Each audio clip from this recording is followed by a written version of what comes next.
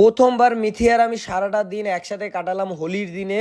আর এতটা মজা করবো আমি এর আগে ভাবতেই পারিনি। আর আমি যখন গিয়েছিলাম দেখতে কত সুন্দর লাগছে, দেখতে পাচ্ছ। বাট কিছুক্ষণ পরে এরকম থাকবে না। আর এরকম থাকার কারণ একটাই, কারণ হলো আমরা বানাবো ভিডিও। মিথি আমাকে নিয়ে একটা ভিডিও বানাবে, ওই জন্য বলেছি যে চলো একটু পরে রং মাখবে বা আবির মাখবে।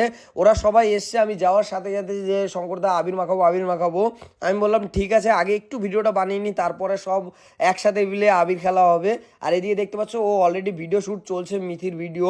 ওর ইনস্টাগ্রামে গিয়ে দেখতে পারবে, কারণ আমরা এর আগে দুটো ইনস্টাগ্রামে রিলস ছাড়া আছে।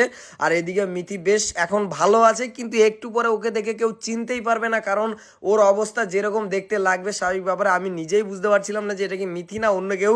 আর ও বেশ মজা পাচ্ছে, কারণ এই শটটা সেই লেভেলের হয়েছিল। আর এখন আমাদের এইদিকে গান চলছে, গানের আওয়াজে আমি তোমাদেরকে কিছুই শোনাতে পারবো না। আর এর যে ফুল ইউটিউব ভিডিও যেটা আমরা আপলোড করে দিয়েছি আমার এসআরকে